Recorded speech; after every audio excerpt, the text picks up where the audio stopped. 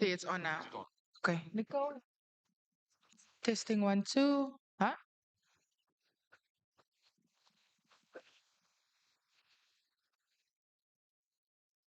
1, 2.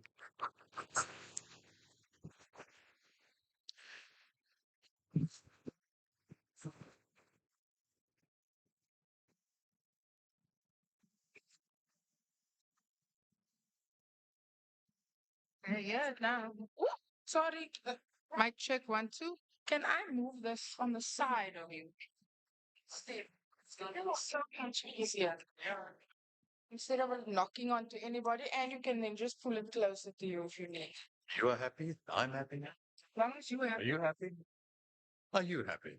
How happy do you want me to be? And is it okay when they move the microphone? They, so they get feedback from their age. No, from the sides.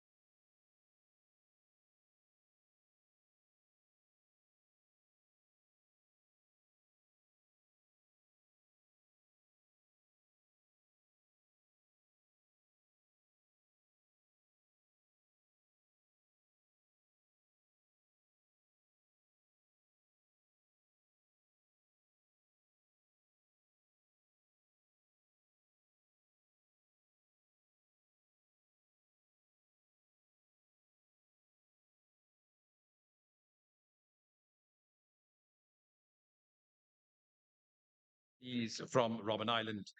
Research focuses on transformation dynamics of universities in South Africa, with a specific emphasis on the deracialization of the academic staff profiles, affirmative action, institutional culture at both systems and institutional levels.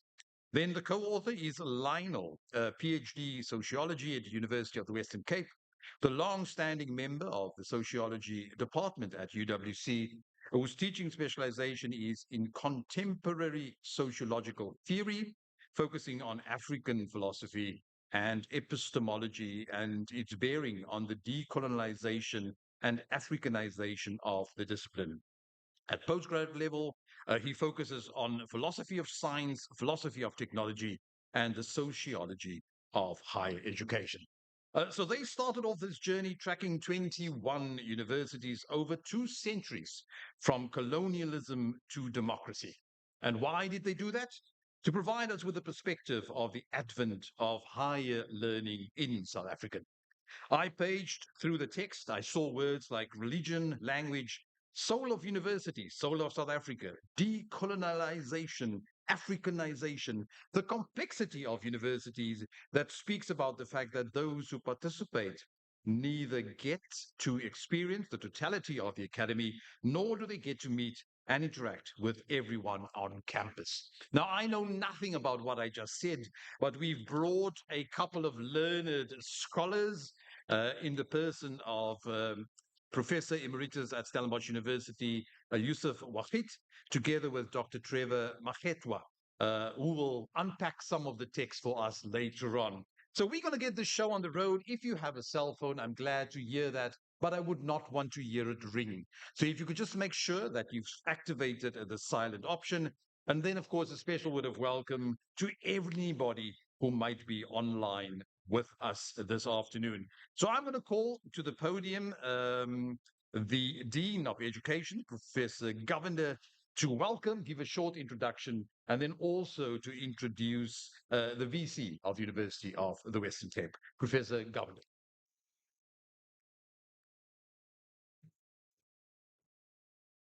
Good afternoon, distinguished guests, esteemed colleagues and friends, as well as our rector, Professor Robert Balfour. We really appreciate your presence and support. And also to our Emeritus Professor Yusuf Wahid and Dr. Trevor Makata. It is a singular privilege to stand here for the launch of this book and knowing Prof. Taver as well as Lionel Taver, the philosophy and where they come from. I think it's a book that they really invested in the retirement. And I think when I read the book and I browsed through it, it's a real contribution to higher education. And so it is a profound honor to welcome you to this launch. An occasion calls us to simply to celebrate a new publication, but to engage seriously with the ideas it places before us.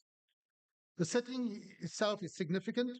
We at the University of Western Cape, created as an instrument of apartheid social engineering, yet transformed through the courage of its staff and students into a site of resistance, intellectual liberation, and democratic aspiration. That we launched this book here is entirely appropriate for the Faculty of Education. This is a book that takes university as its subject, not as an abstract ideal, but as a living, historically embedded institution shaped by power, contested by communities, and perpetually in the process of becoming one of the leading faculties of education in the country. The book offers a panoramic view across 2 centuries, from the earliest colonial era colleges to the universities of the post-apartheid state, tracing how the social compacts between state, church, capital, and the public have shifted, fractured, and has been renegotiated, sometimes painfully so. The book is rigorous along 2 interconnected dimensions. The first is structural and political, examining the fraught relationships between state regulation and institutional autonomy, between governance and agency. These are not dry questions.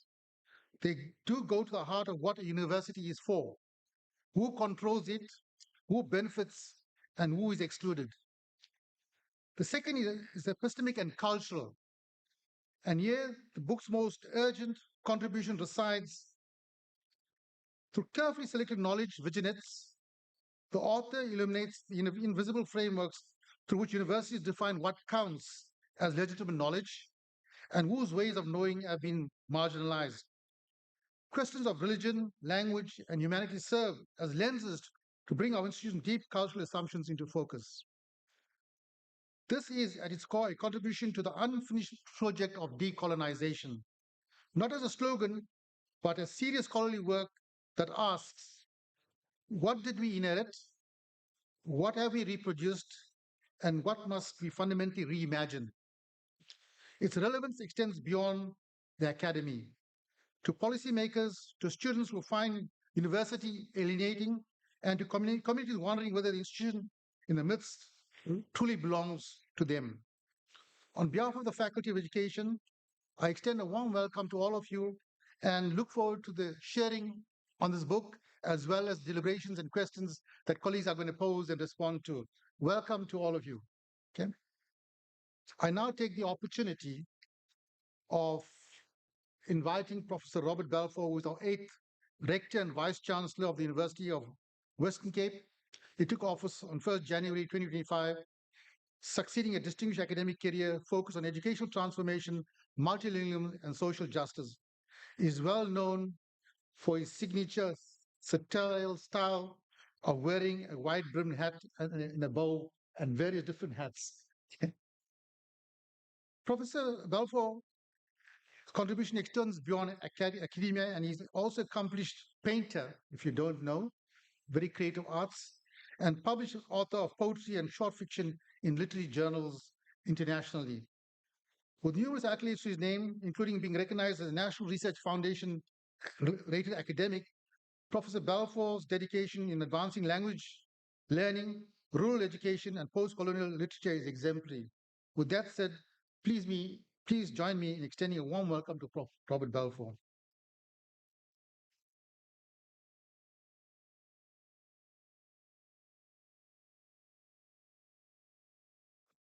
Good afternoon, everybody. I feel like I have to stand on my tippy toes here. Thank you very much. I was really keen to be at this launch today. I wasn't sure I'd have a voice. So between Hardy and the Dean's office and myself, we were kind of playing it until the last minute to see whether it would be possible to talk today, because it's kind of coming and going as the antihistamines and the season changes here. But what a pleasure it is indeed to welcome you all to the Faculty of Education. And I wanted especially to thank our chairperson, Prof. Lakay, the Deputy Dean, for hosting us today, Prof. Raj Govender, who introduced and welcomed us to the session as the Dean, Dr. Aronsa, and of course, Prof. Marman, the Deputy Dean for Research, Dr. Needham, the Director for the Institute for Post-School Studies, and last but not least, our wonderful editors and authors. Thank you very much for choosing to have this event, the book launched at UWC. It's such a pleasure to have you on the campus. And of course, to our colleagues, our guests and our students in the audience, thank you very much also for gracing us with your presence.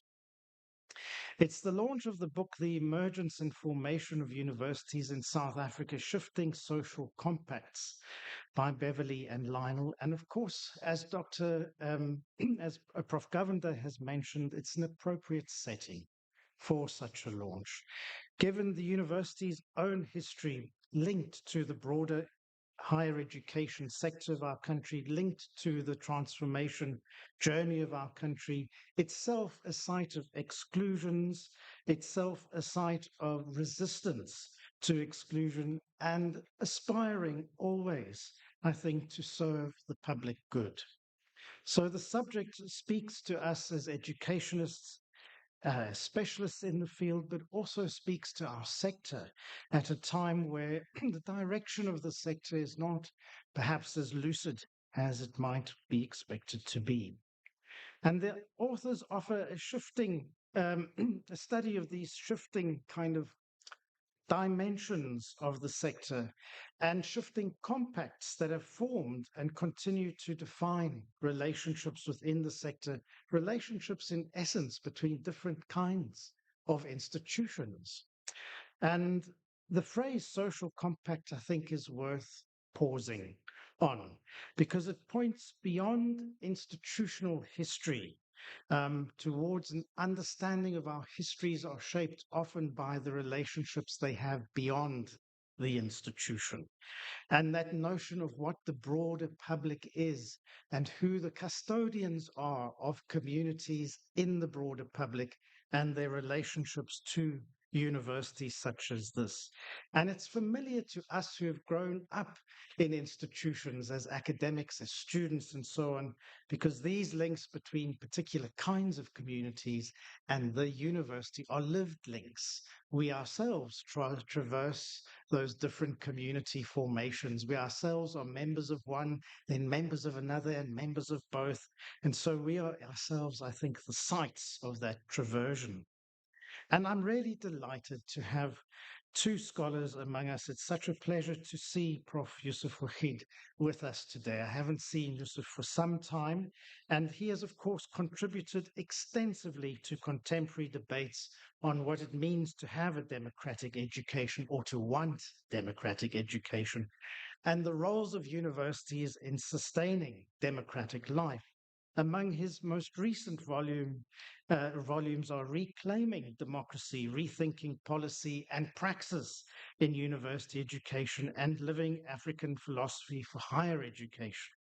And then Dr. Trevor Maketa, who teaches sociology at UWC, has also been invited to contribute to this thoughtful exchange of how first generation Black students navigate or traverse the divides, the digital learning divides, the questions of identity, the ideas of community that we have, which are in many ways overlapping and not necessarily mutually exclusive. And I guess the overlapping nature of those identities makes the book so timely and the questions it poses so relevant to us.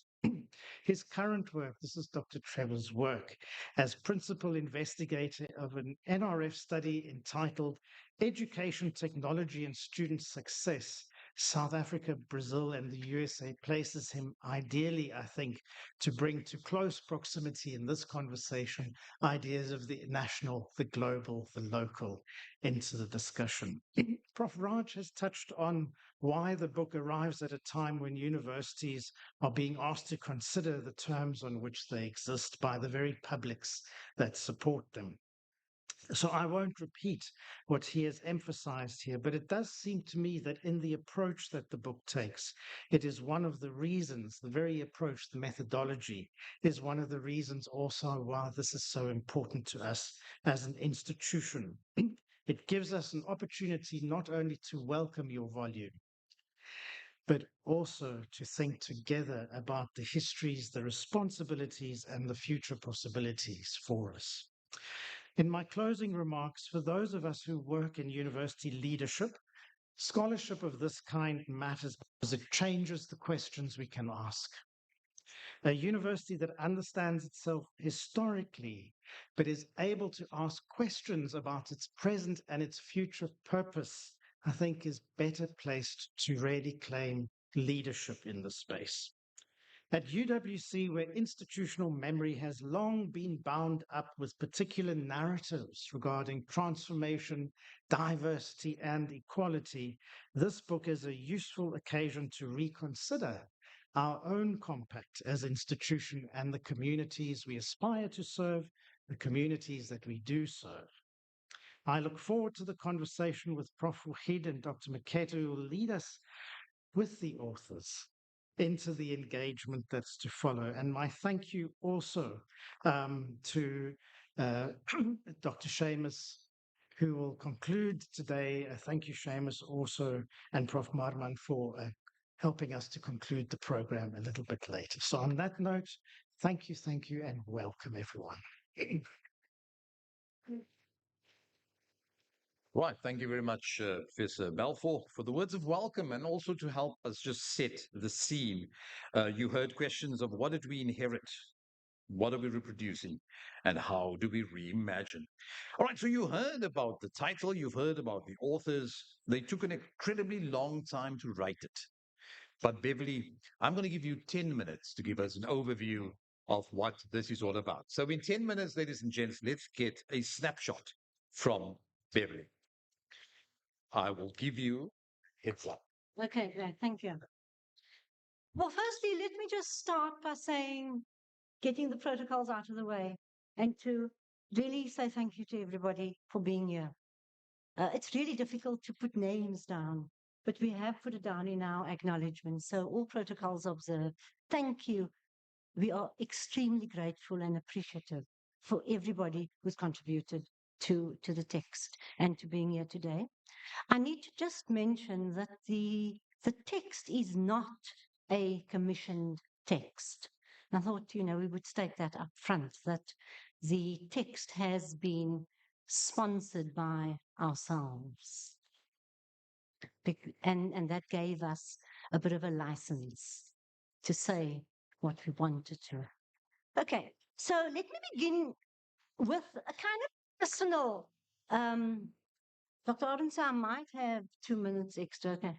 Let me begin with a bit of a personal experience, which is that in the early 2000s, having just, hi Shireen, having just come through voting for the second time in my life, in the context of the miracle and the euphoria, I was writing on the deracialization of academic staff, which was my maiden voyage in publication. I wrestled with the idea of alienation, belonging in the university, only to realize at the time that these were also social issues. I must tell you that at the end of this academic journey, it is apparent that this complexity of belonging continues to mark our society and, in fact, stalks our university. And it was this complexity of a 3-decade journey in the bodies of Lionel and myself that shaped how we approached the text, a kind of solidarity voice into which I now invite you. With the class of 2015 and 2016 triggering fundamental questions as well as reflection, and we also reflected on our positions within the university. Of course, our interest was therefore always about the trajectory of the university's development in practice in South Africa. So we asked the following questions. What were the forces that made for this conspicuously silent but contested nature of the student's journey that pushed and pulled it into this radical disruption and direction? At this point, I need to state that we acknowledge that there's concentrated literature on the fees must fall, right? Which we do not delve into. But our thoughts are broadly as follows.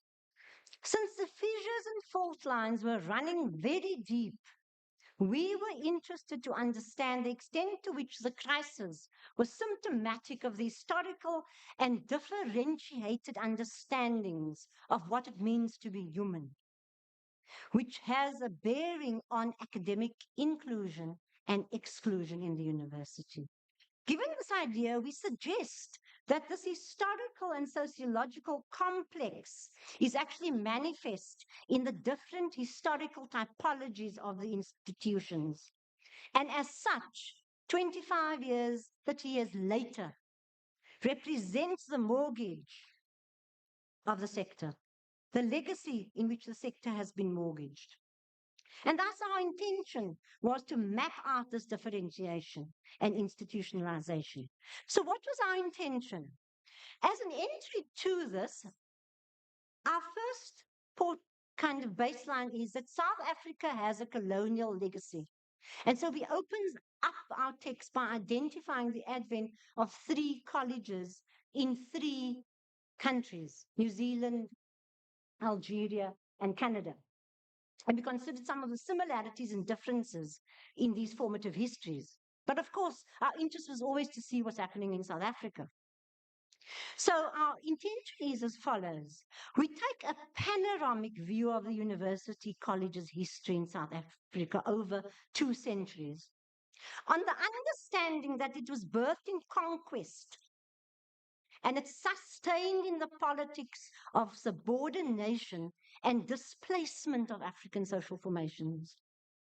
Given this complex and contested history, we ask, what were the social forces that shaped this evolutionary movement? So, for analytical purposes, we have divided the facets of this university along 2 axes. One at the level of the as an organization, and the other at the epistemic and cultural and knowledge levels. Okay? And the intersection of there's an intersection, and thus we surface the norms, the values, and the symbolisms central to these interrelationships. So we argue that this combined development, right, with its entanglement in specific social formations from colonialism, segregation, apartheid, and democracy, that it engenders differentiated approaches to humanity. So, in summary, we offer, just for the section, we offer a perspective on the trajectories of this development, right? And it is a narrative in which the university, the state community, capital, and society evolved in ways that were uneven.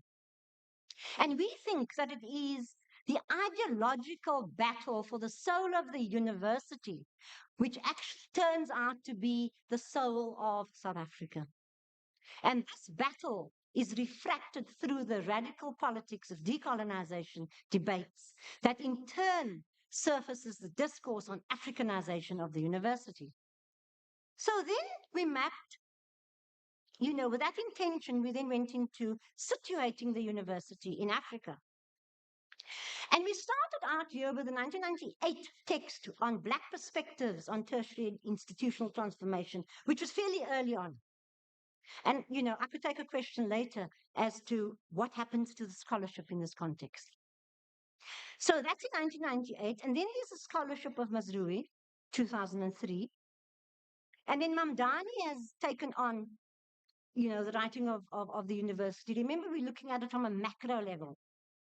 And Mamdani tells us how this colonial modern university was fashioned by colonialism, tracking it to the Berlin Conference of 1810, where Africa gets carved up. So your 54 countries in Africa is carved up along the lines of 5 colonial traditions. Now, in the vein of Mamdani, who makes a distinction between the institutional form and knowledge, right, we are alerted to the connectedness of society and the university. And in this regard, the idea of society, i.e., Prof. Balfour's different publics, is intricately linked to what Ndlovu Gatsheni refers to as the different poles of colonial power. So we want to lay bare our very first assumption is that the university is connected to society. And, we can take questions about whether it's reductionist or linear. So when interpreting the situatedness of the university in this way, we then pose the question as to how it was socially and historically constructed. And as I said earlier on, we take an aerial view over the 4 periods. So we're starting early 19th century. So that is situating the university in Africa. So we then moved into the gaps, the tendencies and gaps in the studies on universities in South Africa. Now we want to start off by acknowledging the scholars who have reflected on the university. But what are our observations? Now, one observation is that a lot of the work, the scholarship, is kind of looks at the legacy of apartheid. So it goes to the legacy, but it doesn't tend to go a bit back. Okay. So to our knowledge, there is no comprehensive history of the university sector that covers the formative periods of colonialism and the colonial governments. And so we were interested to understand the historical and cultural complexity. We also noted that there were quite a bit of institutional case history, although these primarily were focused on your Anglo and Africana typologies. We then also observed a few studies coming out in terms of historically Black universities. Right? So, in combination, the ideas in this scholarship are indispensable. And I want to restate that for providing a rich institutional history. But it doesn't help. What we're trying to do is look at it in an overarching manner. And we want to look at it from its birthing. And that's what we do. So, and at this point, I do want to, we want to acknowledge the work of Salim Badat, who is working in this area. We want to acknowledge him. So, what were the frameworks? So, in trying to find the framework of for this university, we had to ask ourselves, well, what is this thing called the university? Right? And there are generic features. I mean, the one is that it's an organization and it's created for specific purposes, but it's also created and it's connected to this notion of becoming a nation. Right? It's also, it gets birthed in a nation state.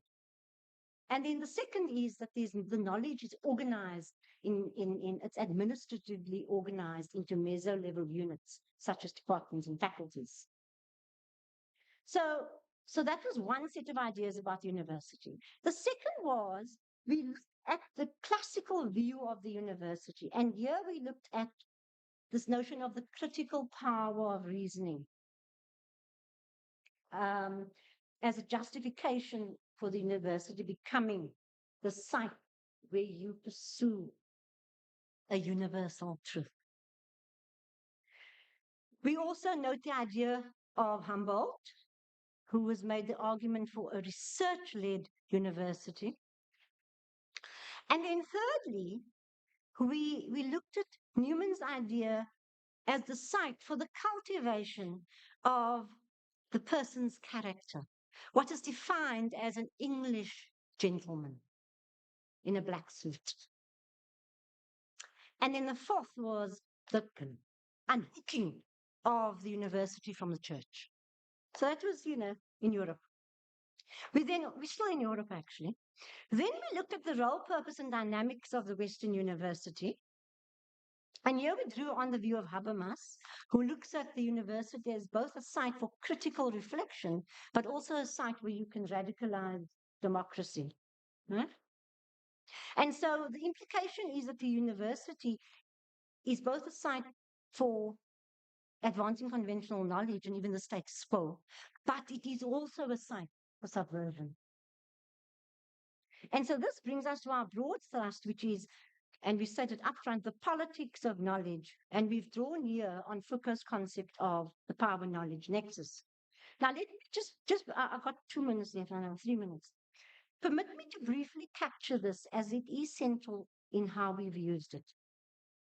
Now, the power knowledge nexus has to do with the conditions that inform the university's emergence. In other words, when it originates.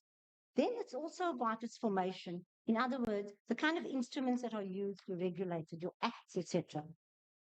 Then it's about what happens in practice, right? Its existence.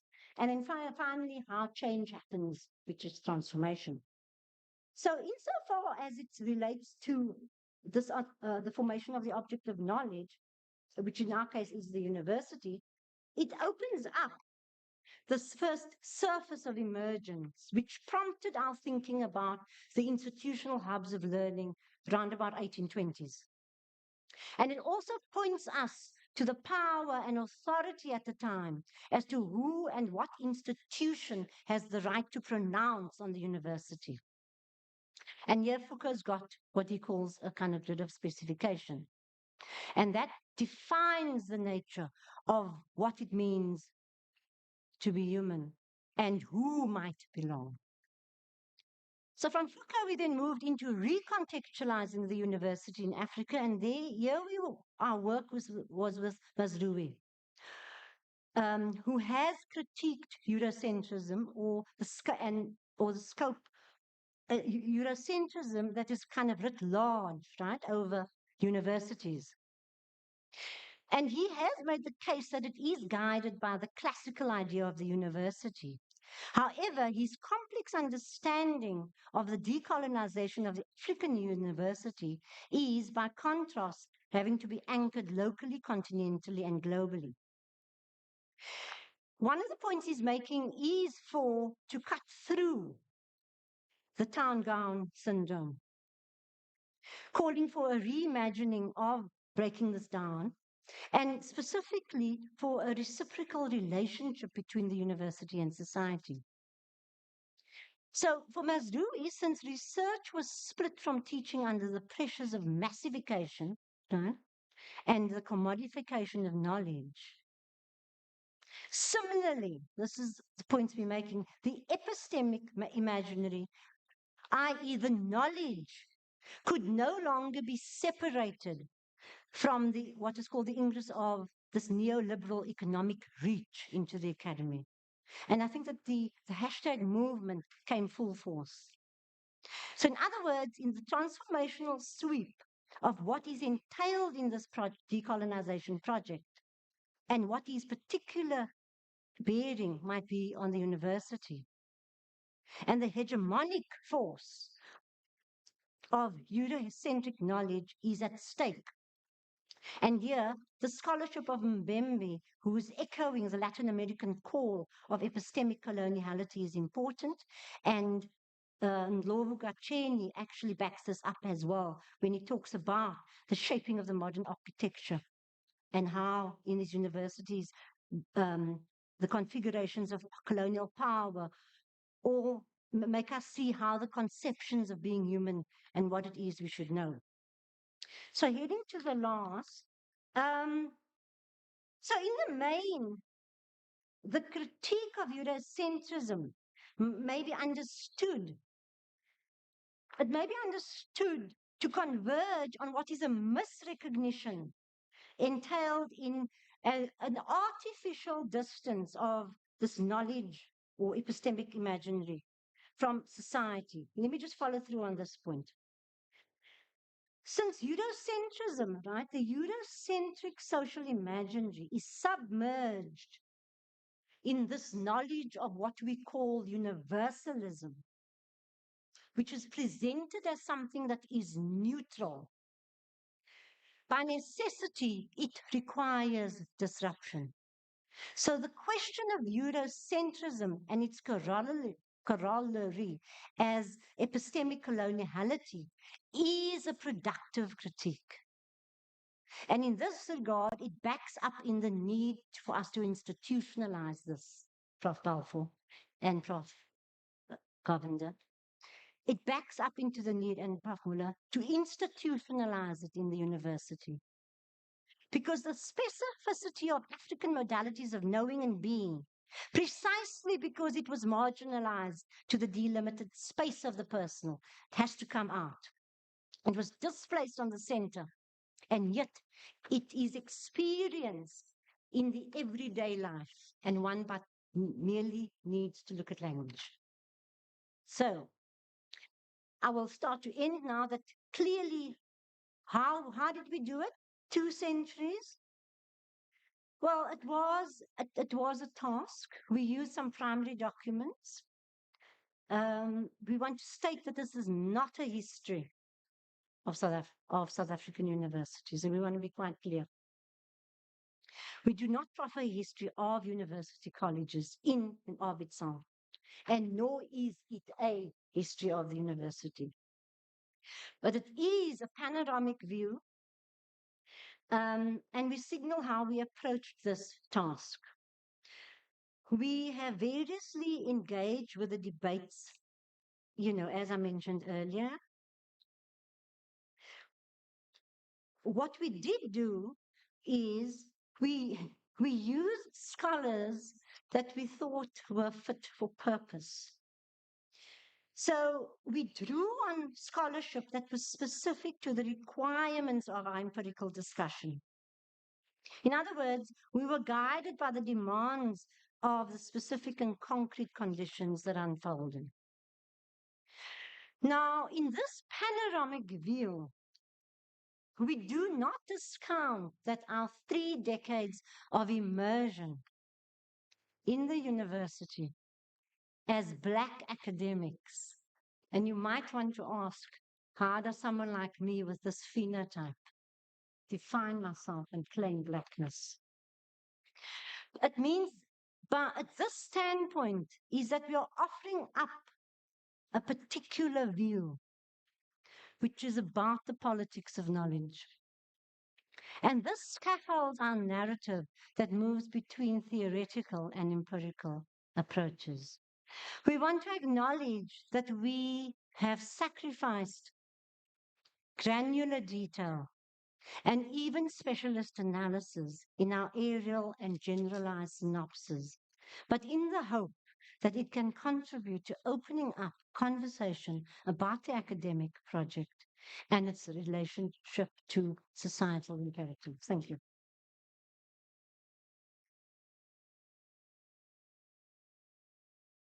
I might want to say something quickly. On a note of how did we write this text? What, in order to get to this point, Lana and I sat together and then I went away and I went to color. And then he came back and then I did the final count. And that was how we wrote it. Thank you very much, Beverly. So there you have it. A work done by two thinkers. It's not a lesson in history. It's not an overview, not commissioned. Two thinkers, also married, who figured out how to do something together on paper. So thank you for that, Beverly. And as you were talking, I was looking at the storm and I was thinking, what do you call a tree without roots? A stick. And if you do not know where we come from, there's no way for us to figure out where we're going. So thank you for that. It's now my turn to hand over the microphone to a Professor Melanie Lackey, who's the Deputy Dean Teaching and Learning, because she now needs to take us into the clever bit, where we get the scholars, the thinkers. That would be the person of Professor Yusuf Wahid, and then also Dr. Trevor Macheta, who will assist us in unpacking the text and will share some of their insights. So, Prof. Lackey, I will hand over to you to introduce our two distinguished scholars and to take this part of the program. Thank you. Thank you. Thank you very much, Dr. Aronson, for that very warm welcome. I'm told that the chairperson takes the responsibility to manage the intellectual flow of the program, but that sounds wonderfully scholarly. But in practice, it means keeping the speakers inspired, the audience engaged, and our program close as possible to time as we can. So I'm very happy to be here today, and I'm very happy to introduce our two respondents. Our first respondent is Emeritus Professor Yusuf Wahid, whose scholarship has shaped debates on democratic education, higher education transformation, African philosophy of education, justice, and decolonization. I invite Prof. Wahid to offer his reflections.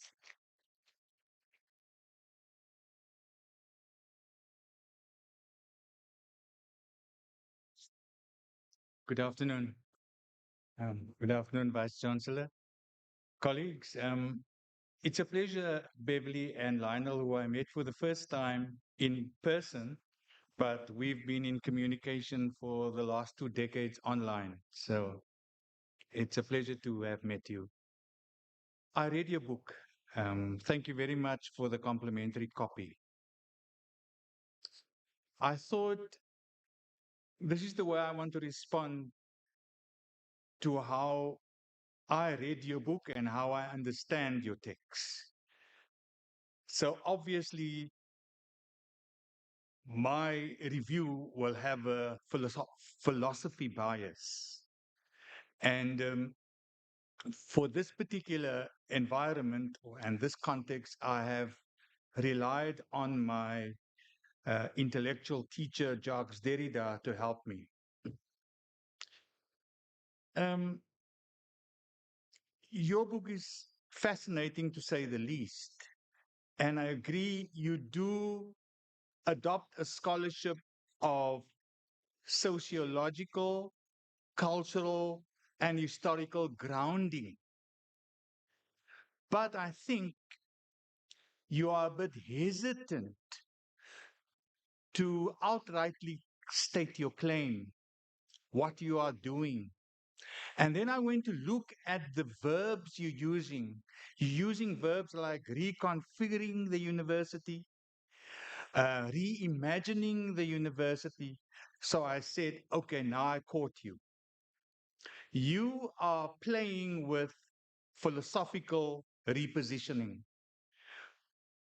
So I would not classify your text purely as sociocultural and historical. I will also say that your text is meaningfully philosophical because philosophers, they do use words like imagination, reimagination, configuration, and reconfiguration. So how do you reimagine the university? I'm not going to introduce into the debate because that's not your argument. Your argument is not for an African university, but your argument is for a repositioning of the university or a university in Africa. That's fine. And what do you use?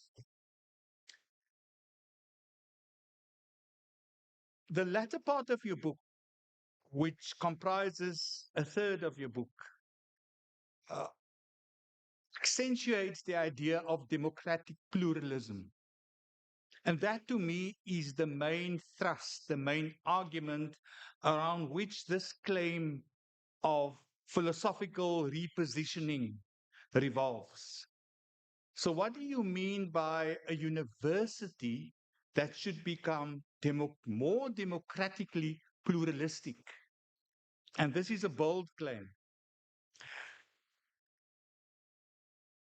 My intellectual interlocutor, Derrida, would argue perhaps you are too hesitant when you make a claim for pluralism, democratic pluralism, because it seems to me as if you want this kind of democratic plurality to be achievable.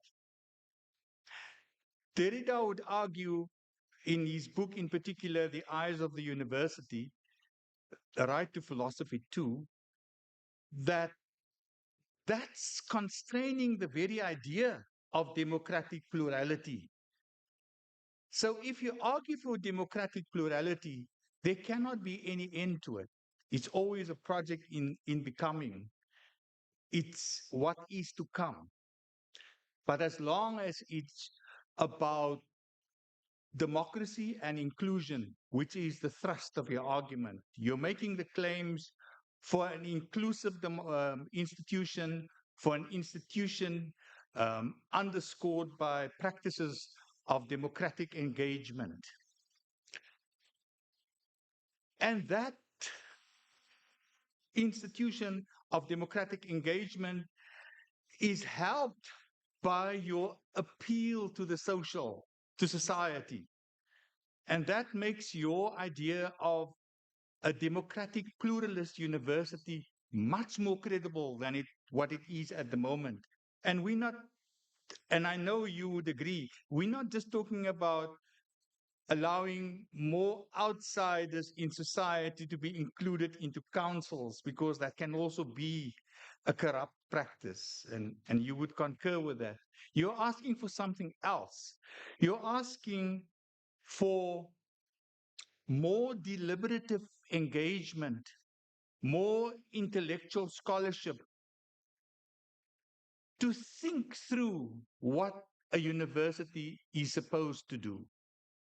But then again, in defense of your claims for democratic plurality, making the claim what a university ought to become is in fact in line, in resonance with this Derridian idea of a university that should become a democracy that is not yet. So I don't want to be disingenuous towards your claim. You're not entirely Derridian, but more so you teeter on that edge of a democracy in becoming. So that to me seems to be a central uh, argument, um, because there's a lot of assumptions. You are also assuming then that what you have investigated and inquired about do not function democratically enough. And that's a serious indictment on how universities functioned over the period you investigated and even today. So when we say that the universities do not function democratically enough, what do we mean? It can only mean that there's not sufficient deliberative engagement among those who make up or constitute a or the university. And this brings me to your second claim. Maybe we function democratically as an institution, and that is what you imply in the book. But when you say you don't function enough as a democratic institution, it's an indictment on the level of engagement. Maybe there's not enough recognition that there should be dissonance, as Beverly puts it, subversion in the institution. Maybe there is too much agreement and little opportunity for the recognition of dissent and disagreement. So this kind of social critique, which you appeal to, could, in fact, address the concern that a university does not function critically enough. And when a university does not function critically enough, it's not because you have inclusive deliberation, but it's because you have lack of disagreement, which you recognize. And this lack of disagreement is also a misrecognition of the element of, as you put it, Beverly, subversion that is required within this new form of a university.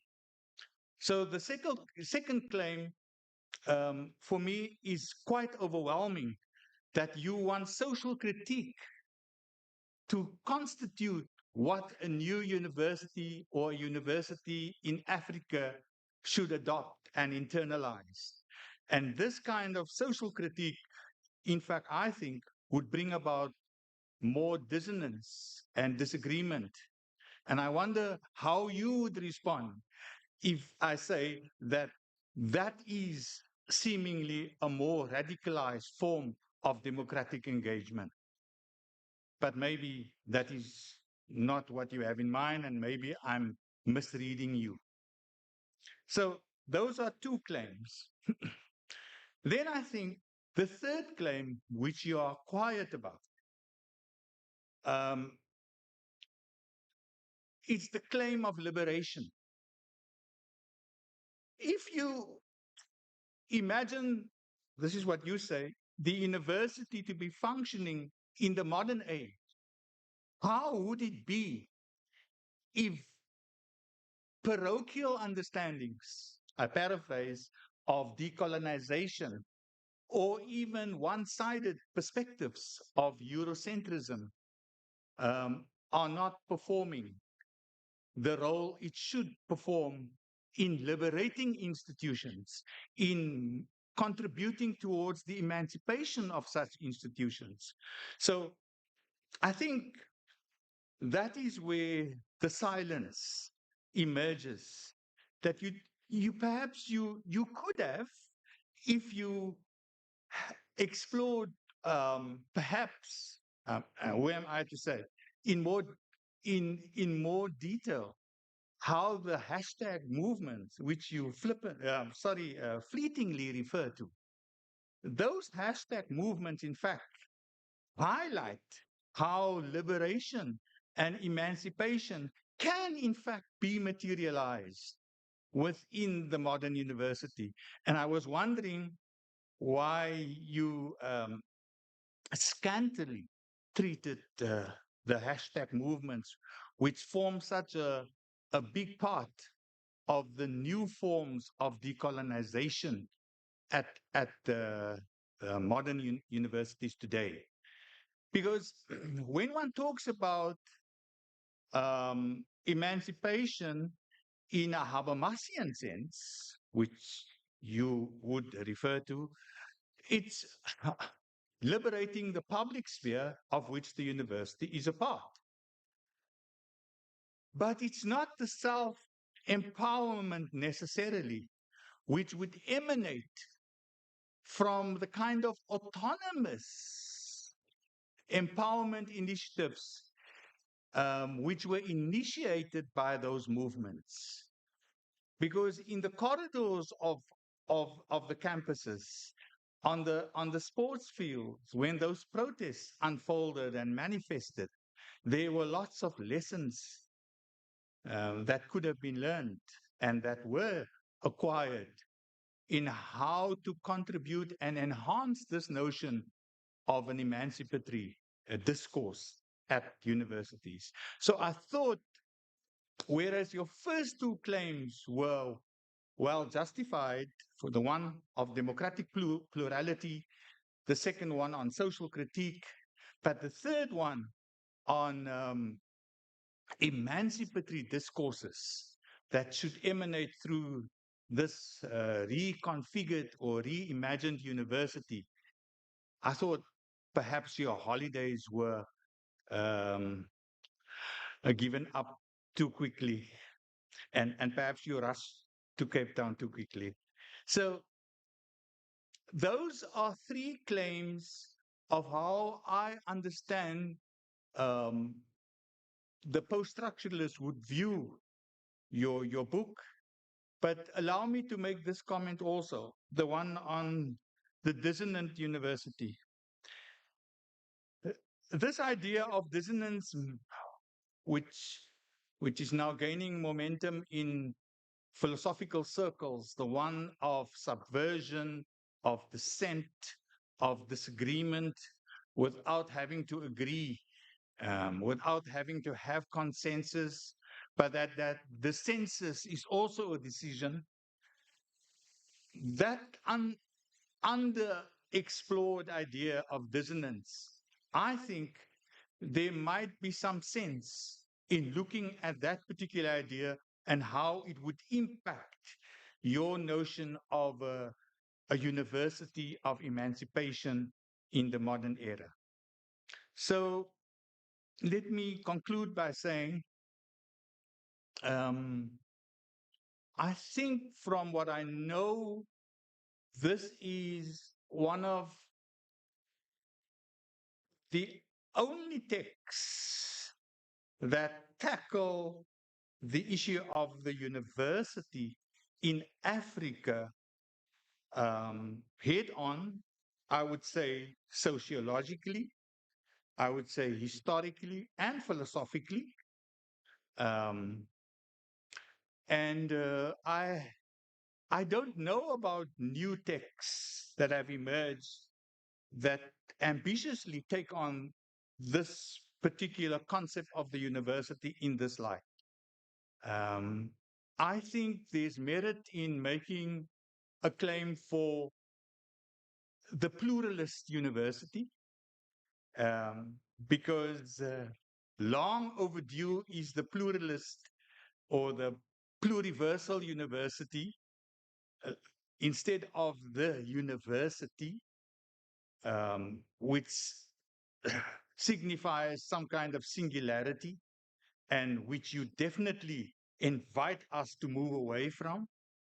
So I think your text also offers a bold new understanding of how we can reconsider the idea of a university in relation to pluriversalism.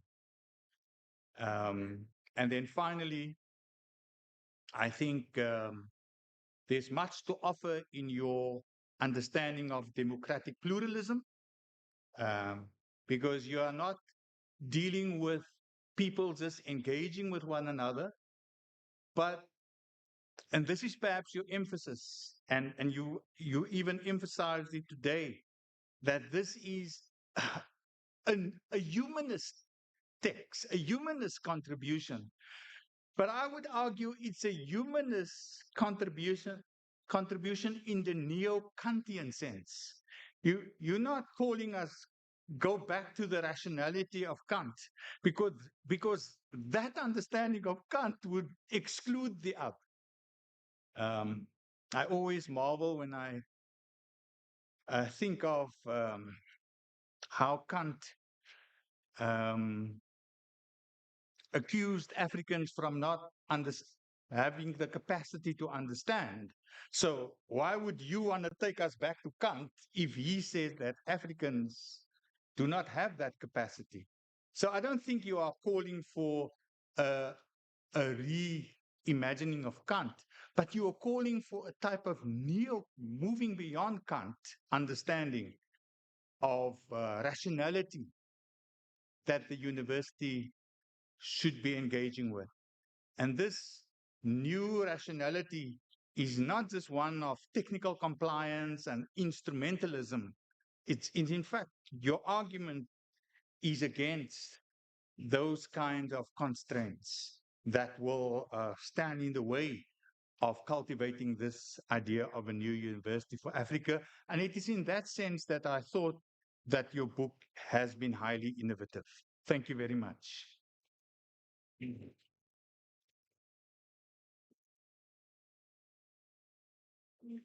Thank you.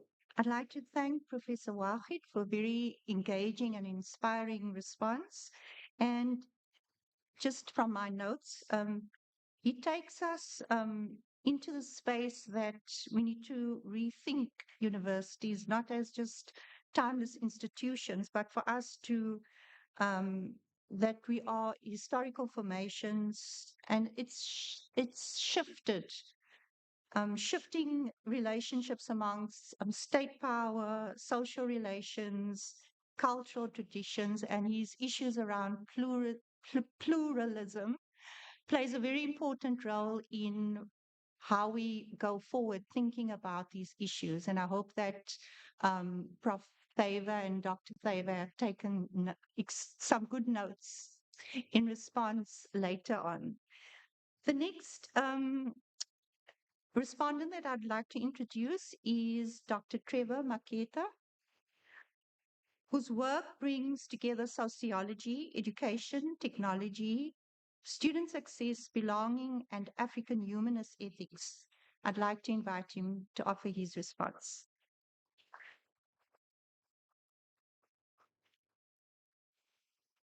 Okay.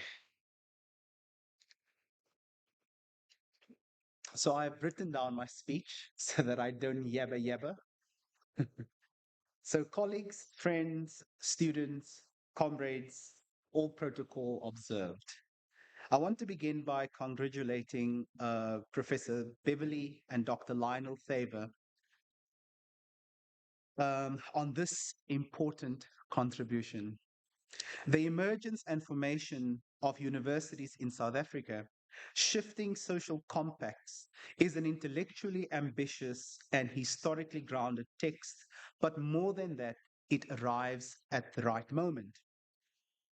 We are living through a period in which universities worldwide are facing profound crises of legitimacy, purpose, and public trust.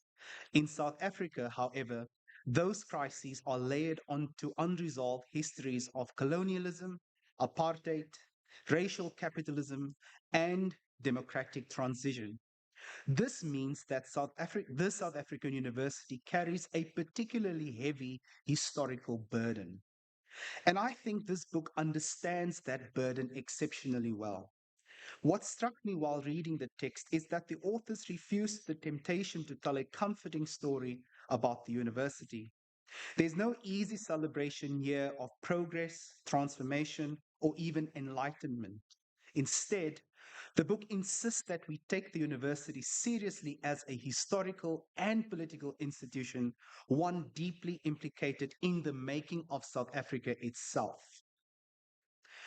That point is important. Universities are often positioned as orbiting above and beyond society, as neutral spaces devoted to truth, excellence, and rational inquiry. But the text shows us that universities, as social institutions, are not value free. Rather, institutions emerge within relations of power. They carry the markers or the marks of history with them. They tend to reproduce a particular set of values, hierarchies, exclusions, and ways of seeing the world. This text demonstrates and interrogates how South African universities are imagined and reimagined during the four periods the book identifies as the colonial period, the segregationist period, the apartheid period, and the constitutional democratic period. The book is divided into four parts aligned to the periods it identifies and has 9 chapters. In these 9 chapters, the book traces the historical entanglement between higher education and projects of rule, civilization, race making, and elite formation.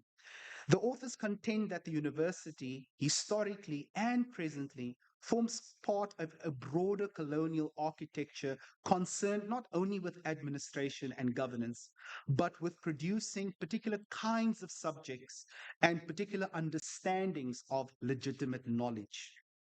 While significant, the book goes beyond historicizing universities, and which I think is an important contribution of the book.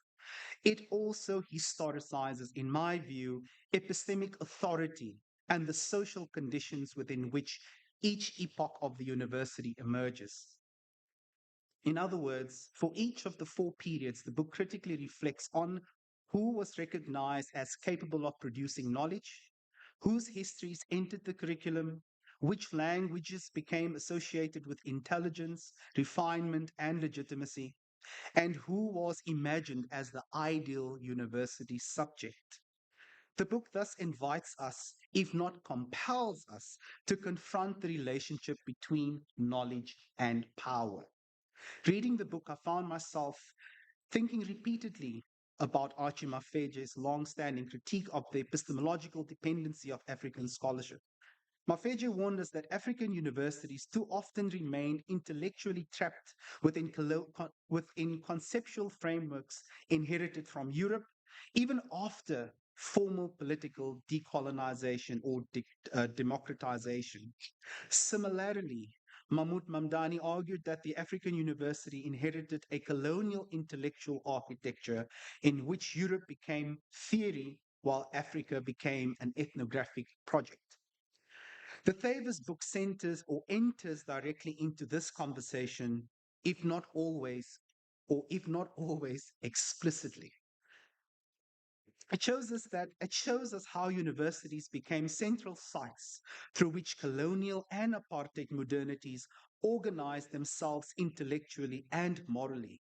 Curriculum, institutional culture, governance structures, and disciplinary formations were not neutral arrangements.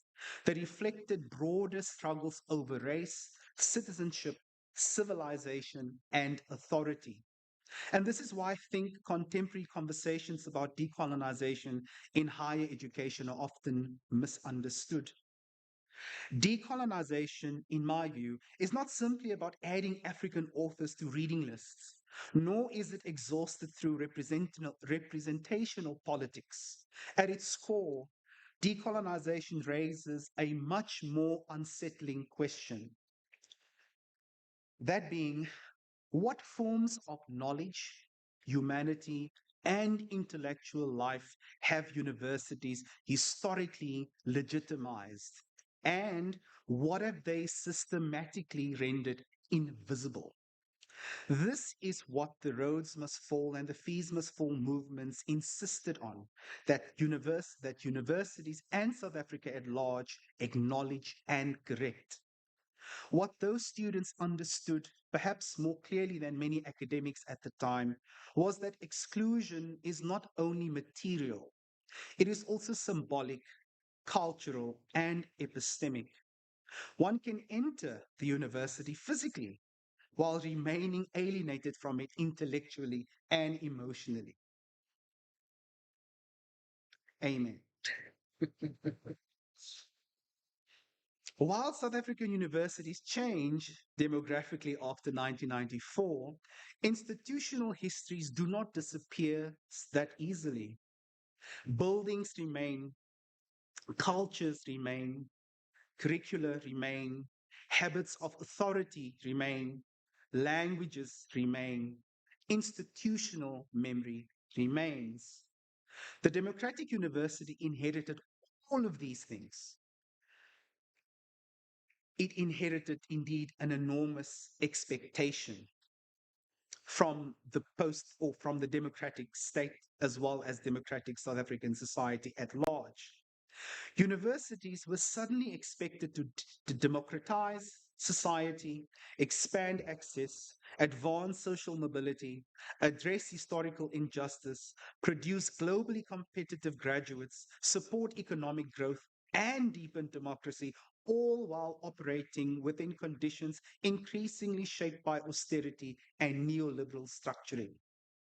This contradiction sit at the center of contemporary higher education. And I think the book points us again, perhaps quietly, toward that difficult but necessary recognition. The post apartheid university is increasingly caught between two competing moral transformations, plural.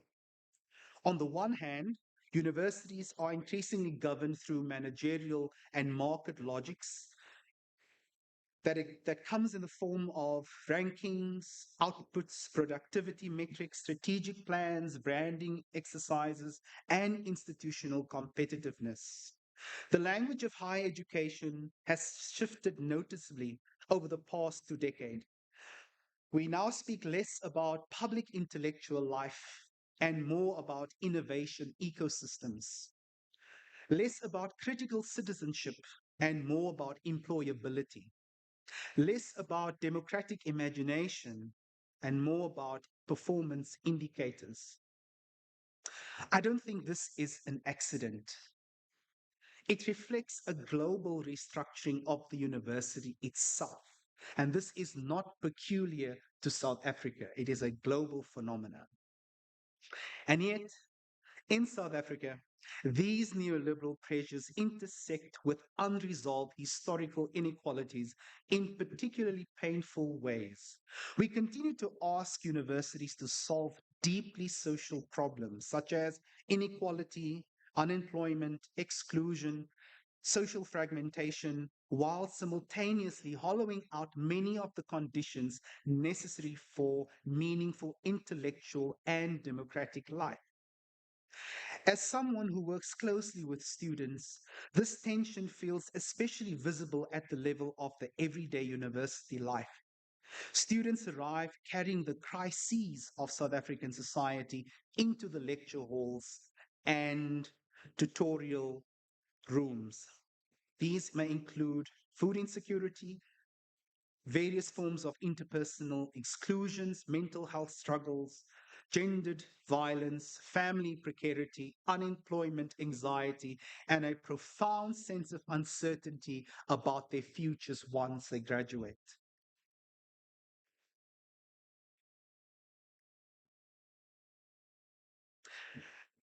When students struggle academically, emotionally, or socially, these are not simply personal failures. They reflect broader conditions of inequality and exclusions that universities themselves are implicated in reproducing. Pierre Bourdieu contends that, and I add, educational institutions reproduce inequality precisely by presenting themselves as meritocratic and neutral, In practice, students already aligned with the dominant forms of cultural capital appear naturally capable, while others are made to feel perpetually inadequate, underprepared, or out of place. In South Africa, these dynamics remain profoundly racialized and class, despite the language of transformation. And perhaps this is why one question lingered with me throughout reading the book, which is, what kind of human being is the university trying to produce? The colonial university produced colonial subjects. The apartheid university produced racial administrators and professionals aligned with segregationist governance. The contemporary neoliberal university increasingly reproduces entrepreneurial and self-managing subjects trained to survive competitive economies and limited employment opportunities. But again, what should a post-democratic African university produce? This, to me, is the unresolved question sitting quietly beneath the entire text. Should universities cultivate ethical and historically conscious citizens? Should they nurture critical publics capable of democratic thought? Should they produce socially accountable intellectuals? Should they serve the markets, the state, various communities, or just be globally competitive? Well, the answer is not obvious, and perhaps it should not be. Because one of the strengths of the book is that it resists easy resolutions. It does not romanticize, as I've said earlier, university, nor does it dismiss them as entirely irredeemable colonial institutions. Instead, it shows us that the university as a contradictory, or it shows us that the university is a contradictory space. Indeed, a site of domination, but also a site where intellectual resistance, democratic imagination, and alternative futures continue to emerge. And this is perhaps the part that I thought the book did not address more forcefully. But that also takes me to my conclusion. I do not think that the crisis of the South African university is ultimately about ranking, infrastructure, or even funding. And these are crucial elements to have a successful and functional university. I suggest at its core, the real crisis we are battling and navigating is about meaning, the meaning and purpose of higher education in a deeply unequal society. So, what is the university for? Who is it for? What forms of knowledge should it value? What forms of humanity should it affirm?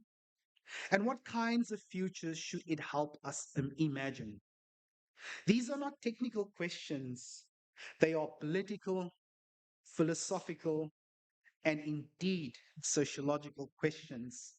With respect to the latter, the book is a timely and necessary intervention.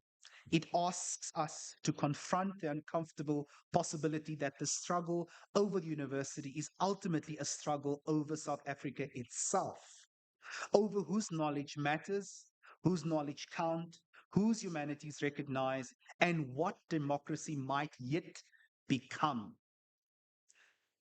I want to end with three provocations for the authors. First,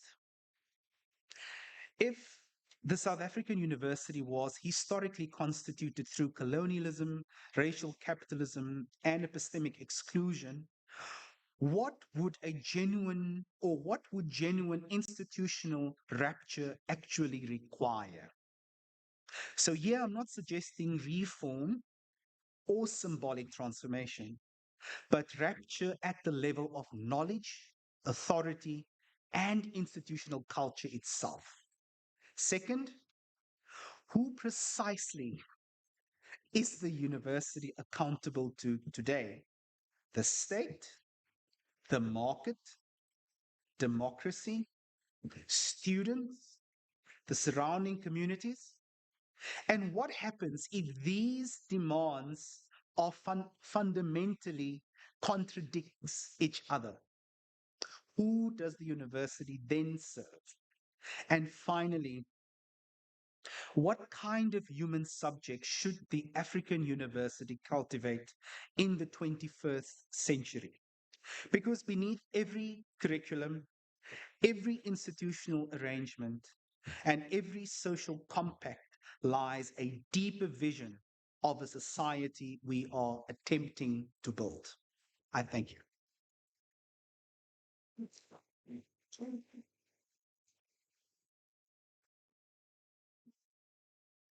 Thank you. I'd like to thank Dr. Trevor Maketa for his insights and the deep questions that he makes us think about. But I'd also like to just, before we continue, give another round of applause for both our respondents. So can we do that? Thank you. I'd also like to add that the book launch does not only mark the publication of a very, very important and engaging scholarly event and text, but it also allows us to think about collaborations and interdisciplinary collaboration. So we have two faculties within our university who collaborated with each other, the Faculty of Arts and the Faculty of Education. And I'd like to acknowledge the deans of the two faculties, Professor Muller and Professor Govender, for encouraging this kind of collaboration, but also supporting our authors. Before we go to the audience engagement, I would like to just let us think a little bit about what the two respondents said and just bring up some important questions that came to mind.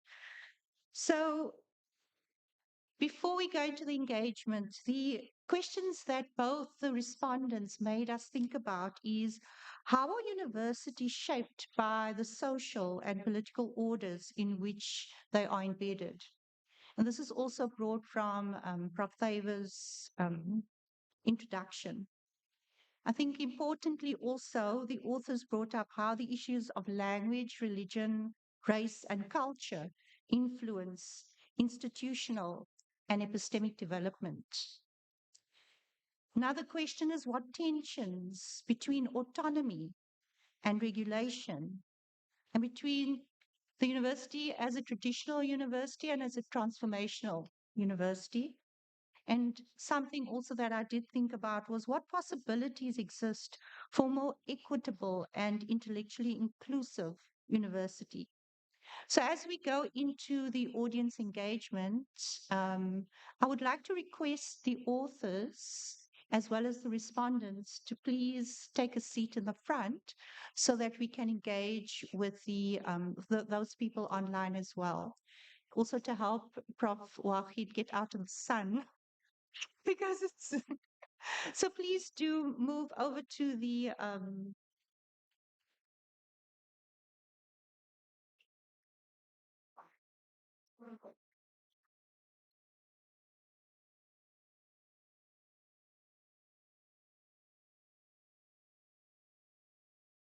thank you. So we're now open for conversation with the audience and just a few requests. I ask that comments and questions be brief so that we can allow to hear as many voices as possible. And also perhaps so that we can get to know you better, can you introduce yourself and direct your question either to the authors or to the respondents? And if it's okay with the group, I think I'm going to take questions in groups of 3. We'll respond, and then we'll go back to another set of questions. So thank you. So we'll start off with our first round. And remember, this is a conversation we're engaging, and we can start while we're waiting. Maybe Prof. Thaver wants to give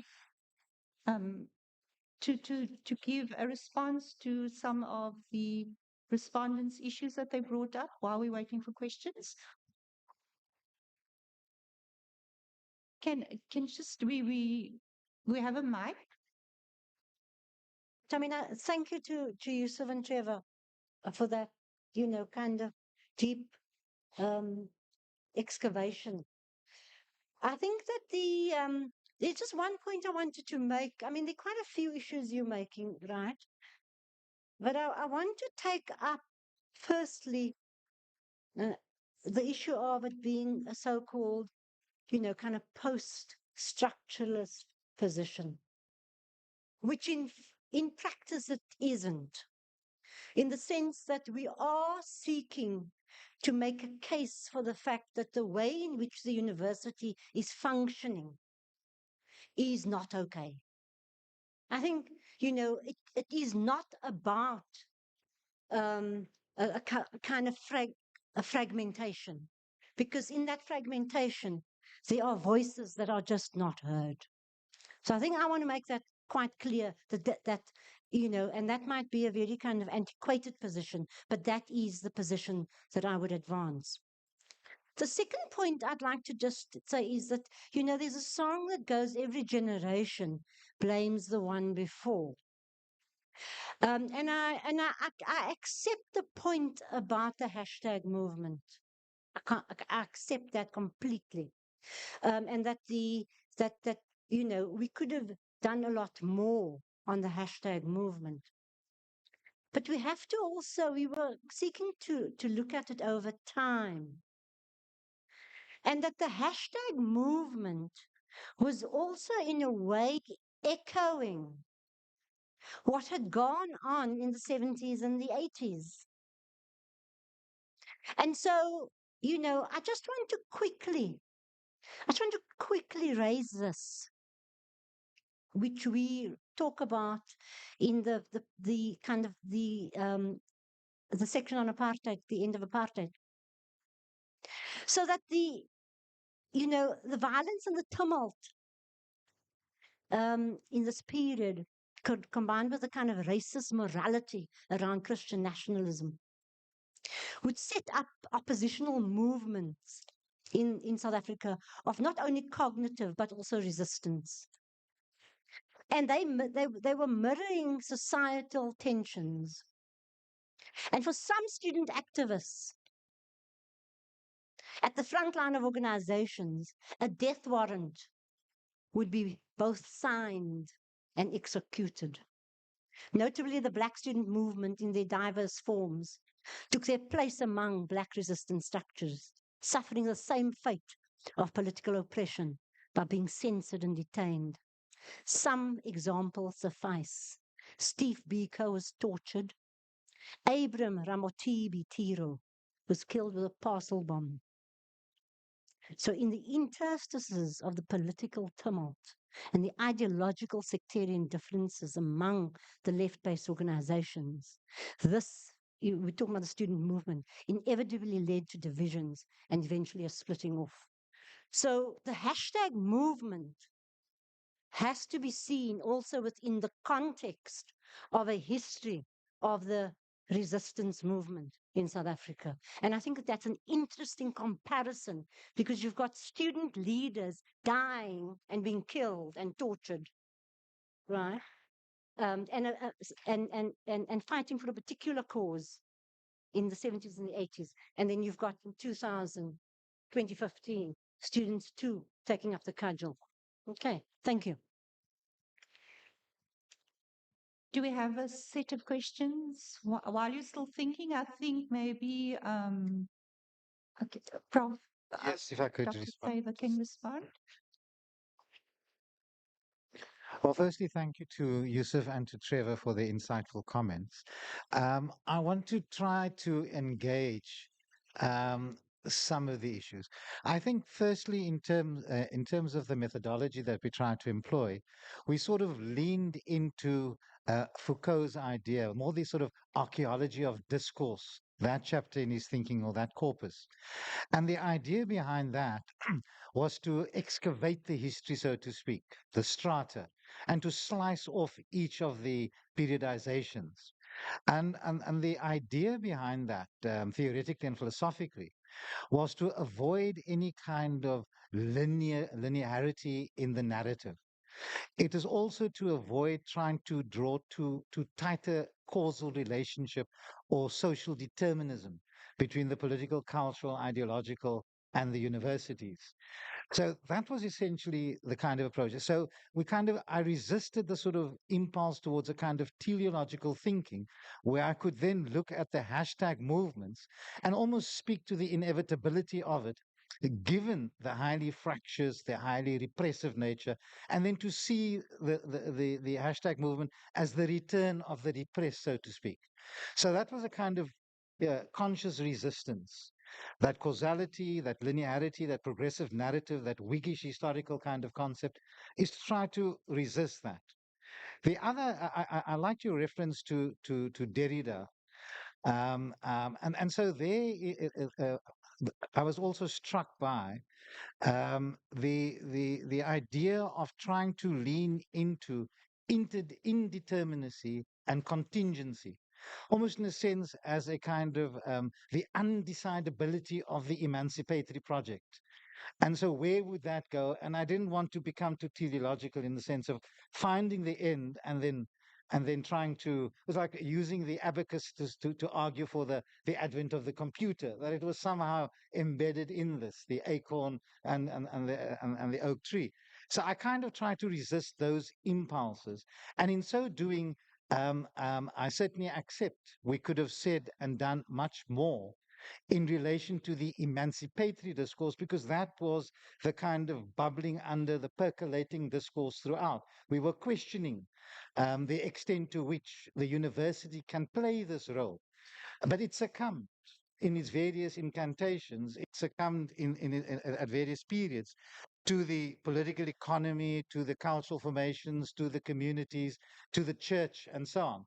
And so the issue of the university, asking that question of the university, in a sense, fell into the trap of now abstracting the university and holding the university as the institution that is going to offer us the kind of liberation and emancipation we so deeply desire. So there were many kind of difficulties and tensions, these horns of epistemological dilemmas that we found ourselves in.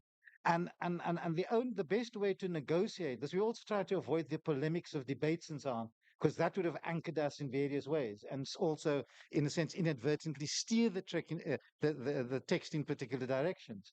And so the archaeological method seemed to be the most, if I can fall into the trap of trustworthiness, where it is implicit, of course, that there is a project, an emancipatory project hidden in and masked in that. But it was really to try to understand the university in its specificity as a synchronic structure, sociologically, to understand the university diachronically in terms of the continuities and discontinuities, its historicity. And that made for a very difficult kind of navigation. We want the university in situ, its conditionalities to speak, not as a deterministic issue, but as a complexity that is emergent. And so this is what we try to track very narrowly throughout the text. How successful we were, I leave that to the reader. And you certainly picked up on some of the virtues and some of the vices, and so has Trevor, and for which we are very thankful. I think I'll pause there and come back to Trevor's input after another round of questions. Thank you. So I see there's a question. We'll do three questions. Hello. It's a bit personal. I'd like to know whether the day is being recorded, because I found the dialogue quite interesting, and especially Professor Wahid. Is it going to be transcribed? Because I think you're doing a polensis on me. I put the stuff down, then I forgot what he said. I would like to actually sit and read through the, so that I can understand. And also for younger students, I've worked here, students don't read all that much. And that is something that holds us back. So I'd be happy to know that it's being recorded. so that it can be transcribed and go into the library? Yes, it is being recorded. Okay. So Hi, I'm Lucretia Peterson. I'm an audiologist by training. Just want to maybe add a disclaimer before I ask my question. I'm very naive. I'm a perpetual optimist. I am stubbornly positivist in my thinking. I only do quantitative research. So I think I put it out there, right? So I currently work at the university that was funded by, all Rhodes's, acquisitions. And I studied or did my undergraduate at the Oakland Afrikaner Nationalist institution with its own, culture. And I view myself actually as a survivor of that culture in a time that was started started studying there in pre-democratic era.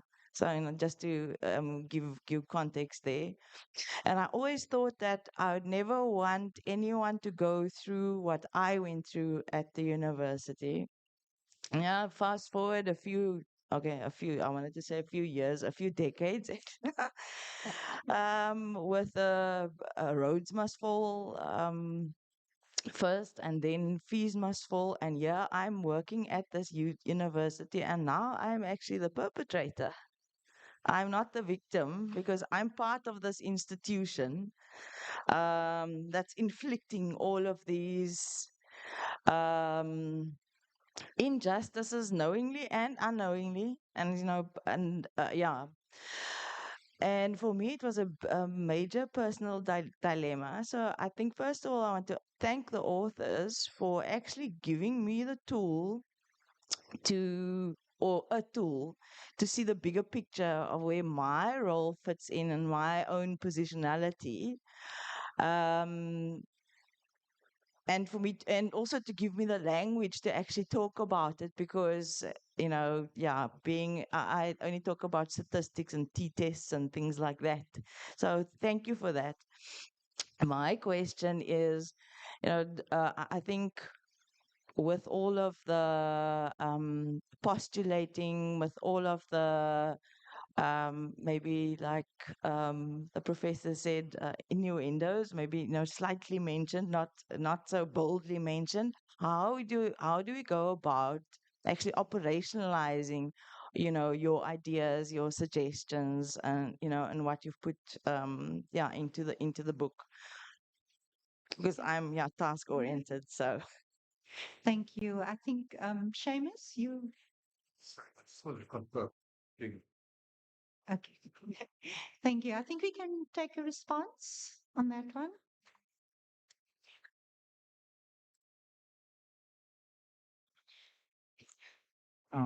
In fact, I was reared here at this university for many years. So in the education faculty in the old building. So I got my training here, and um, if I was muddled at times, it's because I was taught here. But I don't blame the institution for my muddled thinking.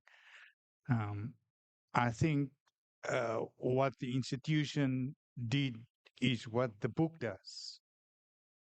When I make the claim that one of the central claims of the book is a insistence on advocating a particular understanding of democratic humanism, then I don't only mean people engaging collectively, deliberating, agreeing and disagreeing. That's the democratic part of it. But the other part, which I perhaps implicitly articulated, is the humanistic part. That who's doing the deliberation, who's doing the talking at one another, with one another, to one another, are humans, are people, whether they are staff, or students. They are the people who engage in this idea of deliberation, democratic collectivism, whatever you call it. And when humans engage, they exercise, and this is what the book clearly articulates, a sense of autonomy. In other words, a recognition that humans have the will and the freedom to speak their minds. So that autonomy that humans have is clear. They say that in the book, that it's humans, it's students, it's staff, academic, research, non-academic staff, they have the capacity to say what they want to say. That is what is meant by autonomous humans. And and when we accept that humans have this kind of autonomy, that they have the capacity to speak their minds, then we recognize their plurality. All of them have something worthwhile saying and worthwhile listening to. It might not be in agreement with what they say. And if it's in agreement, it's because I have something else to say. But this is what the book invites us to do. This is what we say. You might disagree with it, and you can take our views. This is what they do. This is what the launch is also about, into controversy, into disagreement. And the authors are very emphatic about this particular point, and that's why they make the argument for democratic pluralism, because they consider democracy as an act of doing things together. So when people do things together, they articulate themselves, they have the right to speak their minds, they have others listening to them, and then others disagree with them. In other words, others take their views into some kind of scrutiny, and then they have the right to speak back and talk back. So if if the argument is that democratic pluralism is central to the book, it invites people to read the book, it invites others to disagree and agree, and it also invites the authors to rethink their positions or not. Thank you. Is there any further response?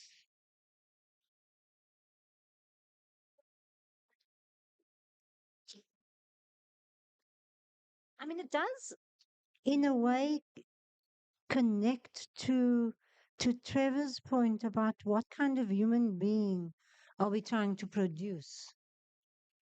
Um, yeah,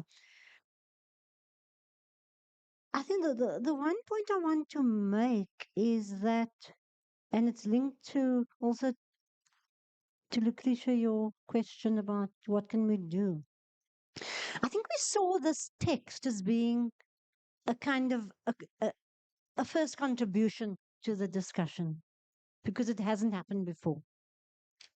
And so we're seeing it as a kind of platform to take to another level because this conversation has not been had. And so, you know, I just want to be clear that this conversation hasn't been had, and there are very uncomfortable issues in the text as well, and we have to have that conversation. So that's the first point. And so how do we operationalize it? We will operationalize it in the sense of it becomes a reference text. So, for example, currently the issue of governance is a big issue in the country. Governance of institutions. So you can use the text to just quickly glimpse through and see what was happening to governance under colonialism, under segregation, under apartheid. So in that sense, it's a reference, and it also is a reference for the curriculum on universities, because there isn't a curriculum on universities on a macro level. I do need to point out and to come back to Trevor's point, what kind of subject. I think the dilemma we've got, and it's a huge dilemma, is that this thing called the university is a solitary individual set of practices. However much we try to think of collaboration and working together, it it starts out as an individual in the classical term, and essentially later it is even more individualized because it's driven by the market. And because it's more individualized, the battle is fiercer. So, we have to rethink what kind of person we're trying to train. I think that is a big question for us. Thank you. Thank you. Any other questions from the floor? Okay, here, I think we have a question.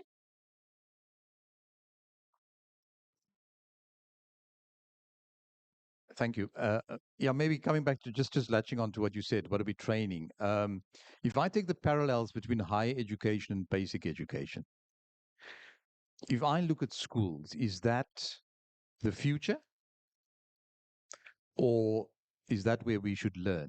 I mean, if I look at schools now, I'm thinking of no-fee schools, and where depending on where you go to school, you get exposed to certain things, yes or no. Depending on which school you go to, you get into university, yes or no. So, what are the parallels between this work and the lived reality of the current generation and the generation who needs to access this place that you call the university?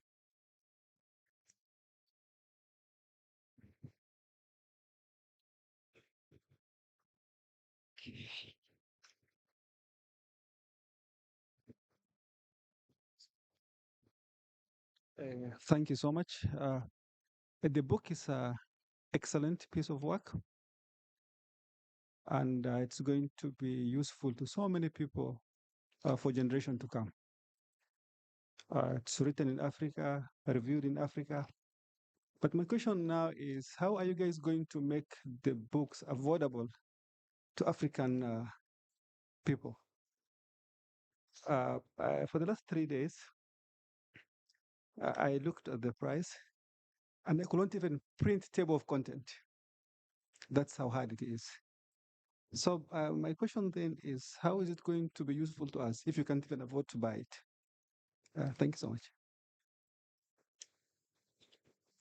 Do we have another question, or can we go to? Oh, there's one more, and then we'll take a response. I have many questions that occur to me, but I'm going to ask only one. So, in the presentation of the book and its review, two words have been used that have come up again and again. And these two words mean very different things. The first word is pluralism, democratic pluralism, and then the other word that has come up is the pluriverse or pluriversalism. To what extent, I haven't read the book yet, I just glanced through it a few minutes ago. To what extent is the book open to pluriversalism? Okay,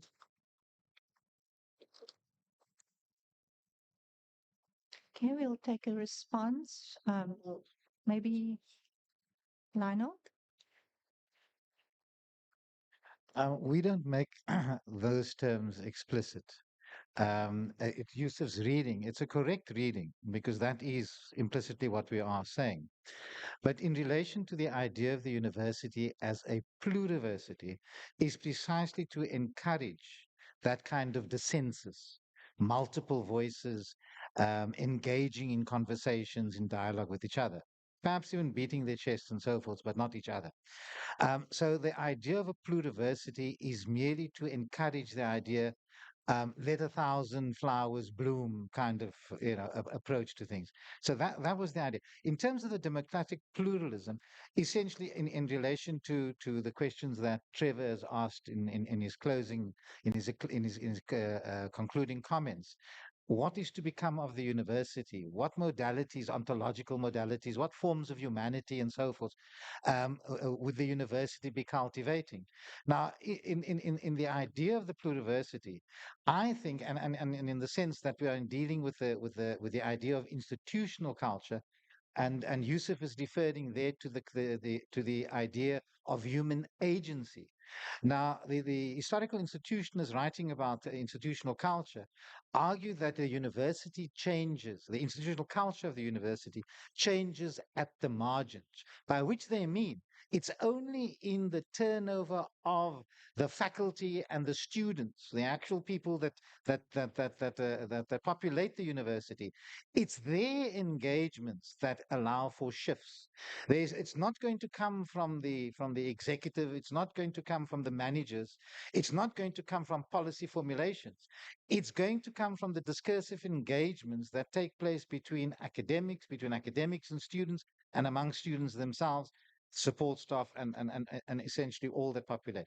So it's in that sense that we would argue for a much more organic development than some kind of state-centric development or some kind of managerialist kind of initiative. So that would be my response to the kind of idea of plural and pluriversal, both in the sense speaking to multiplicity. But there were some comments that Yusuf made that I was quite interested in, and in relation to the idea of the census, in relation to the idea of subversion. A Berger historian, Berger and Luckett, you would know the institutionalist. Berger argues that that this discipline of sociology is a subversive discipline. Bourdieu takes it a little further. He says that sociology is a discipline that makes trouble, asks troubling questions.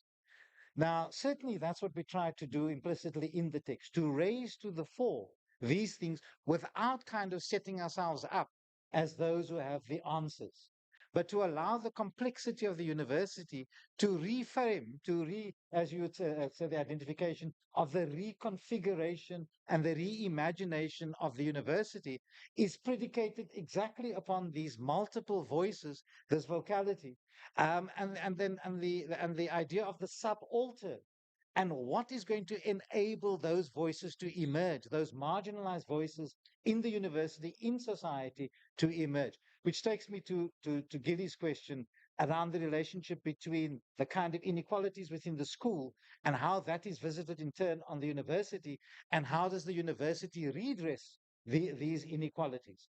Now, the university doesn't have a silver bullet, doesn't have a magic wand. And it's only in that engagement of these different voices coming from different sites and positionalities in society that have to articulate their respective positions, and that to make for a tapestry, a mosaic, a bricolage, if you like. And it's really in that multiplicity that we understand the pluriversal, or the idea of radicalizing democracy by bringing in the plural voices to articulate and to essentially have a public sphere in the university where these engagements can take place, not on the basis of a kind of rationality predicated on knowledge and predicated upon cognition, but also a rationality that is predicated on emotional intelligence, and a rationality that's predicated on a spiritual intelligence, a sense of oneness, that we are part of this collective humanity, in the sense that we have to respect the dignity of each other and treat each other with respect. So the university has to find a way to do this, and there is no prescriptions for this and prescriptions for this. It can only happen via the multiplicity of the voices and enabling variously these voices to articulate their positions without judgment and to be treated with dignity and grace.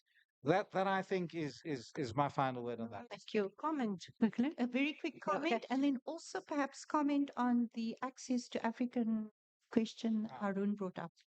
Yeah, yeah. Quick. I mean, I think I want to, on the one hand, say that we cannot make a prescription, but I'm not entirely convinced by the concept of pluralism.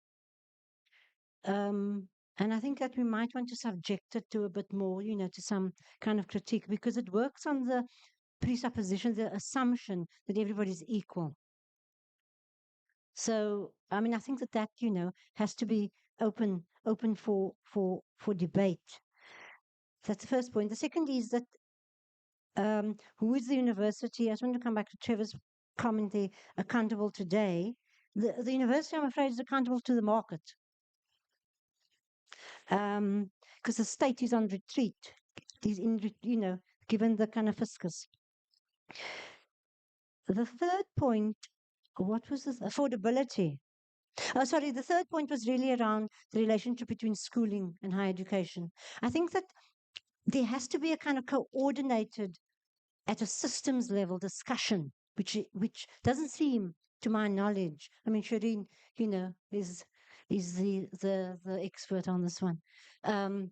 Between schooling and higher education. And there isn't at the moment that kind of coordinated discussion as to what, how do you move the transition from schooling to higher education. I know, Shireen, you can come in on that. I am aware of a recent text with Cray and them that have come out that touches on very similar themes that we have touched on. But it starts in 1910. So it doesn't actually take us back, So yeah, just Thank you. Thank you, Prof. Deva. I think just a final comment from Mafwagi. I just want to, I don't know how provocative it might sound, but I mean it to be provocative. I think schools at the moment are fairly disciplined, um, regimented organizations. And talk today about a university in a state of rupturing, in a state of dissonance, dissent, disagreement. That idea of a university does not suit the kind of dogmatic, orthodox, regimented student that we prepare in schools today. So, the kind of post critical individual that I would like a university student to be is not what I will have in a first year philosophy class. They would want notes, they would want dictation, they would want to make sure that their notes are correct, and they want me to make sure that I upload it on the system, and they wouldn't want themselves to think for themselves, but they would want me to think for them. Now, that idea of a student far is in contradiction with the kind of student that I would envisage a university ought to produce. I read the book slightly different to Beverly, although she's the author of the book. In the book itself, she recognizes the importance of pluralistic values, values of others, others who are other, others who are different. And that told me this is the right way. Because if you are going to misrecognize that which is considered as different and other, you are not going to get that kind of inclusive institution the book envisages. So, democratic inclusion can only work if there's a recognition of plurality of voices, different voices, voices in contestation, in dispute, in dissonance, in total disagreement. And that's not what our schools help us to produce in any case. If I look at my grandchild, he will come home with the most artistic drawings. But if you ask him, what were the procedures that you actually followed in schools? Fairly organized, dogmatic, without the teachers even knowing that they have indoctrinated yet again the very mind. They have enslaved the mind again to follow certain procedures. And that is not contributing in any way to an emancipated being that will fit into this kind of university in the book. Thank you. Thank you, Prof. Wahid. And thank you, everybody, for your comments, your questions, and your responses. I will hand over to Dr. Arendse for the closing. Thank you. Thank you very much. I don't know, you guys are going to stay here? No, you probably want to take your seats again. So thank you again. Thank you to the authors. Thank you for our scholars who came and gave their perspectives in terms of what they saw, how they read it. I mean, the only notes I could make is that you can only see what you know. And depending who you are, clearly, if you guys buy the book, each one of you will get a different story. And I think that is the beauty of what comes out. But I think in terms of what was said, words like important, timely, fascinating, bold.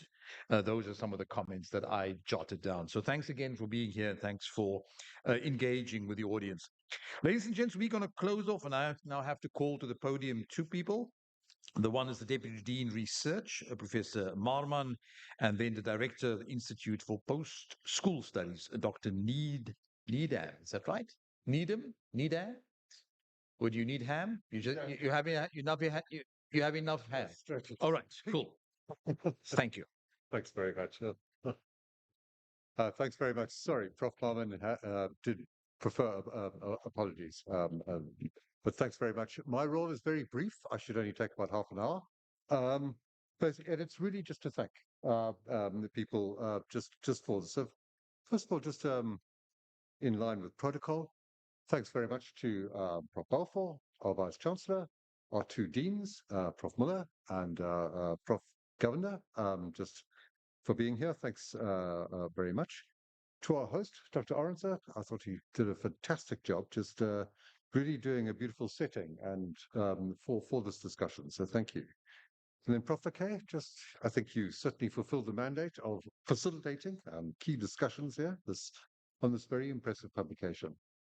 I think just to go straight to the respondents, thanks very much, Prof. Wahid and Dr. Maketa.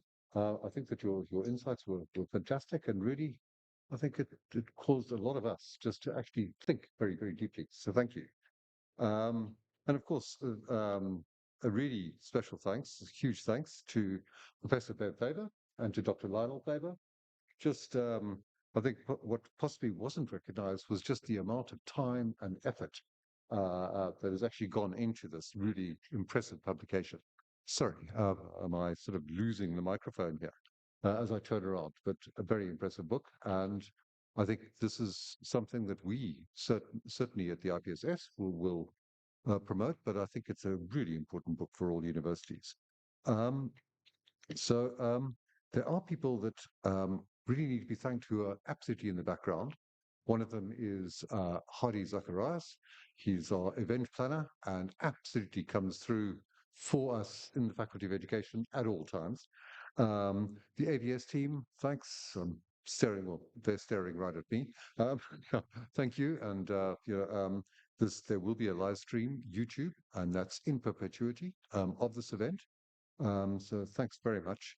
Just members of my own team on the Institute for Post-School Studies who have been behind the scenes scurrying around. So thanks very much. But the biggest thank you, I think, as well, is just our audience. We've got students, academics. Thank you very much just for taking the time and helping make this event a really memorable and a very serious event, I think, that will not be forgotten. So thank you all very much. And please do not forget to take your lunch bags, which are all over there in the corner. Thank you. All right. Thank you, Dr. Needham. So the lunch bags are there from my side, just to the authors. They started off as a married couple. I'm thankful that you are still a married couple. So enjoy the snacks and thank you again for being here.